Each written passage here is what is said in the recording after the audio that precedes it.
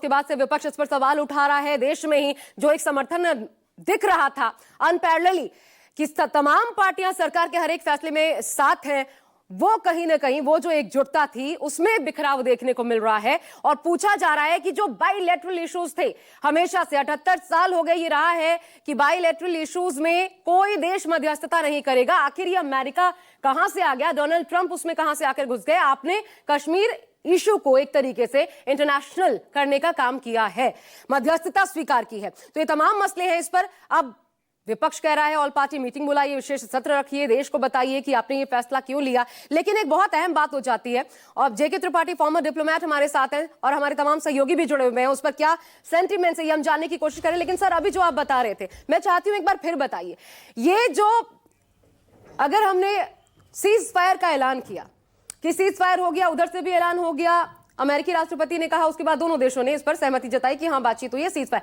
क्या ये समझे, क्या ये हॉल्ट हुआ है फिलहाल के लिए बीच में? और उसके बाद क्योंकि बातचीत के लिए रास्ते खोले रखे गए हैं, जब बातचीत होगी तब भारत अपनी शर्तें लगाएगा, तब उस पर बात बनती है कि नहीं बनती है, और उसके बाद आखिरी फैसला होगा। इसको कैसे समझाएंगे? देखिए, ये बैक चैनल से तो बात हो रही थी, उसमें 30-32 देश इन्वॉल्व थे, अमेरिका ही नहीं इन्वॉल्व था।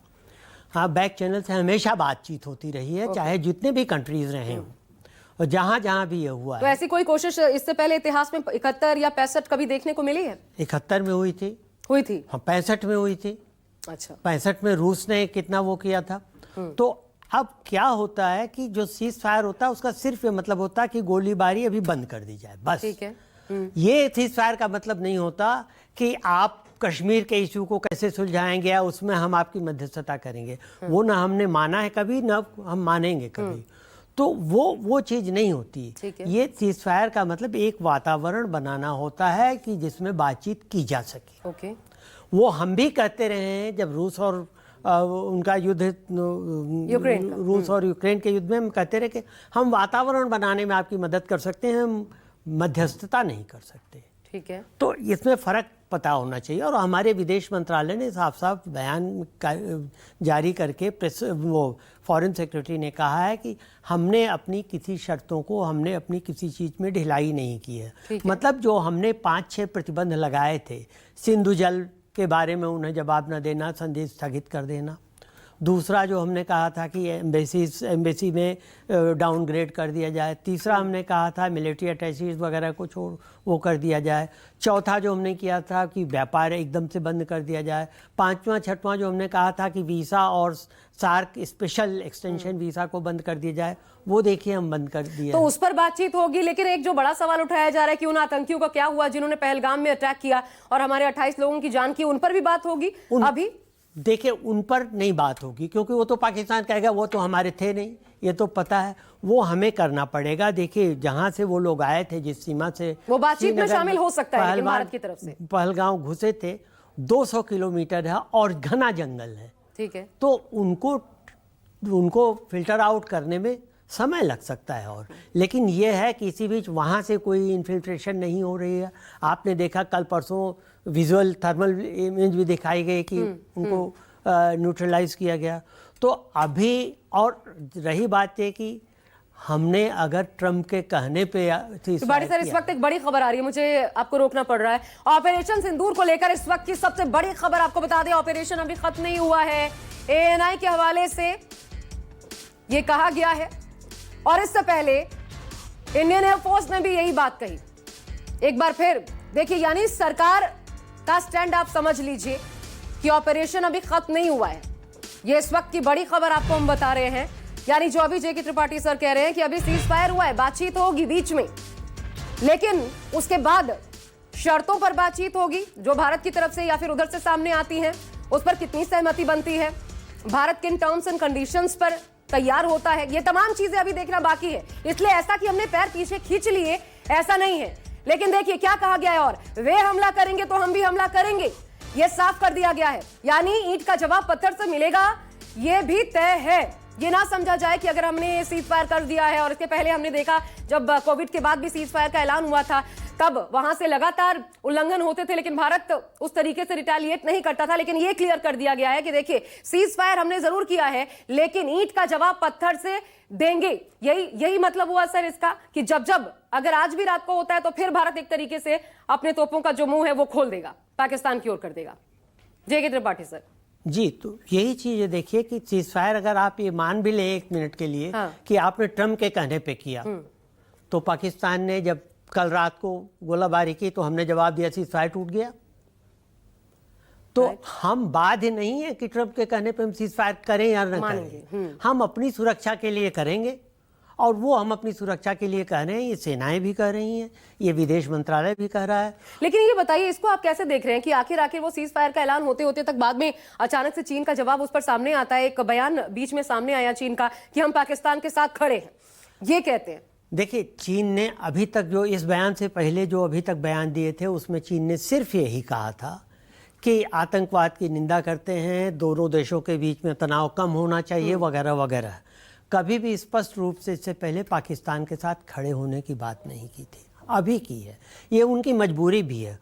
उनका $68 बिलियन लगा हुआ है पाकिस्तान में, और वो कैसे कह देंगे कि हम नहीं साथ खड़े होंगे, क्योंकि वो तो वहां सप्लाई तो भी चीन का तो स्टेक भारत में भी लगा हुआ है, कारोबार जिस तरीके से चपत लगी अमेरिका की तरफ से। फिर देखिए, हाँ, इसी चीज पे अब ये फर्क ये है कि चीन अभी ताइवान के मामले में अमेरिका से घिरा हुआ है, चीन अभी अमेरिका से ट्रेड के मामले में घिरा हुआ 200% से ज़्यादा हो गया। आप इसको इस परिप्रेक्ष्य में देखिए, कुछ दिन पहले चीन ने भारत के साथ पेशकश की थी कि आप हमारे साथ व्यापार बढ़ाएं, हम आपसे इंपोर्ट ज़्यादा करके आपका ट्रेड डेफिसिट कम करने की कोशिश करेंगे, और हम ये भी करेंगे कि आपके यहाँ और इन्वेस्ट करें।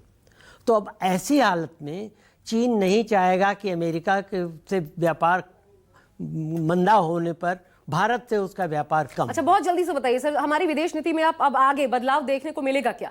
क्योंकि हम देख चुके हैं युद्ध में कौन हमारा दोस्त है, कौन हमारा दुश्मन है, किस तरीके की परिस्थितियां वर्ल्ड वाइड बनती हैं। ये बदलाव संभव है, और वो किस स्तर पर हो सकता है? देखिए, हमारे विदेश नीति मेरे ख्याल से अभी बहुत सही जा रही है, उसमें कोई बहुत ज्यादा आमूलचूल परिवर्तन करने की जरूरत नहीं है। एक चीज मैं बताऊं कि विदेश नीति किसी भी लोकतंत्र की कभी नहीं बदलती है, क्योंकि उसका उद्देश्य जो होता है राष्ट्रीय हित होता है, जो कभी नहीं, लोकतंत्र में नहीं बदलता है, डिक्टेटरशिप में बदल जाता है, उसके उपकरण बदलते हैं। अब पिछले 8-9 सालों में हमारी विदेश नीति काफ़ी तीक्ष्ण हुई है, ऑफेंसिव डिफेंस का हमने वो किया है, और हम स्ट्रेटेजिक इंडिपेंडेंस या सॉवरेंटी चाहते हैं कि हम किसी को जो कहना होता है कह देते हैं। हमने अमेरिका को भी कहा, रूस को भी कहा, और दोनों की मजबूरी है कि दोनों ही हमारे साथ हैं। क्योंकि भारत एक ऐसे देश के रूप में उभरा है जिसको कि रूस भी अपने साथ चाहता है, और अमेरिका चाहता है चीन को कंटेन करने। तो दिशा हमारी बहुत सही है, उसमें कोई बदलाव की जरूरत नहीं। मैं एक बार केजे श्रीवास्तव का रुख करना चाहती हूँ। केजे, बताइए, कितनी तैयारियां अभी भी कल की तरह ही पुख्ता रखी गई हैं? क्योंकि पाकिस्तान है, पाकिस्तान पर भरोसा किया नहीं जा सकता। जी बिल्कुल, देखिए, पाकिस्तान पे भरोसा नहीं किया जाता, यह पूर्व इतिहास बताता है। और सबसे बड़ी बात है कि कल जैसलमेर जिला प्रशासन ने साफ तौर पे कहा था कि वो रात को 11 बजे बाद ब्लैकआउट करेगी, लेकिन जिस तरह से कुछ इंडिकेशन मिले थे, इंटेलिजेंस के सोर्स मिले थे, और पाकिस्तान के पास से सीमा पार यानी कि पाकिस्तान की ओर से कुछ ड्रोन को गिराया गया था, उसके बाद रात को 8:30 बजे यहां पर हाई अलर्ट करते हुए ब्लैक आउट कर दिया गया। रात को 3 बार सायरन बजाए गए, क्योंकि पाकिस्तान की तरफ से लगातार कुछ ऐसे संकेत देने की कोशिश की जा रही थी कि वह गड़बड़ करने वाला है। तो ऐसे में आज भले ही प्रशासन ने, चाहे बाड़मेर का प्रशासन हो, बीकानेर हो या जैसलमेर का, क्योंकि ये सब बॉर्डर का इलाके हैं, पाकिस्तान की सीमा से लगे हुए इलाके, राजस्थान का 1070 किलोमीटर का एरिया है जो पाकिस्तान बॉर्डर से लगा है।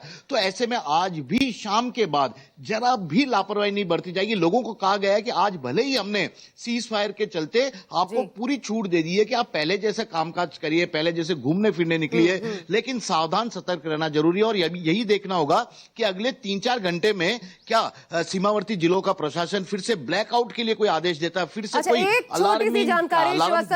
मुझे ब्रेक लेना है, सायरन बजाता है या बॉर्डर नहीं। एरिया से जिन लोगों को खाली करवाया गया था, क्या वापसी वो शुरू हो गई है या फिर अभी स्टैंड बाय मोड में है?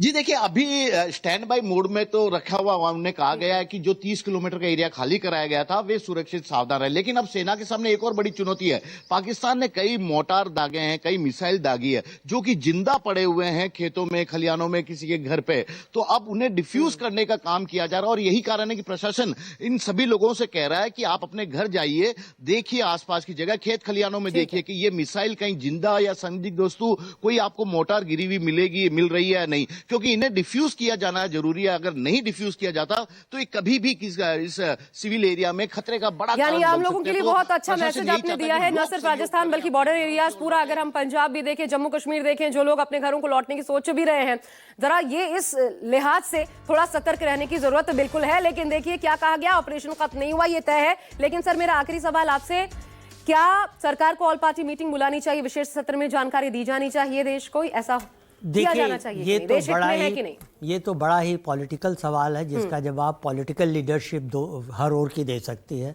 एक आम आदमी के नजरिए से बताइए। आम आदमी आप की क्या नज़र चाहेंगे? से तो मैं ये कहता हूं कि अगर ये न भी बुलाया जाए तो शायद प्रधानमंत्री को एक प्रेस कॉन्फ्रेंस करके या देश के नाम संदेश करके कई चीजें खुलासा करनी चाहिए, है ना, क्योंकि सभी जुड़े हुए थे इस युद्ध में, तो सब अपनी आहुति तक देने को तैयार थे। ऐसे हालात थे तो देश जानना चाहता है आखिर किन परिस्थितियों में। और बिल्कुल ये भारत का सेंटिमेंट है कि हमने एक दबाव बना दिया था, हम इस स्थिति में थे कि हम बलूचों को भी एक स्वतंत्र राष्ट्र वो इस बार सुपुर्द करते, हम इस स्थिति में थे कि हम अपना पीओके भी वापस लेते, और तब हमने पैर खींचे, लेकिन पैर नहीं खींचे।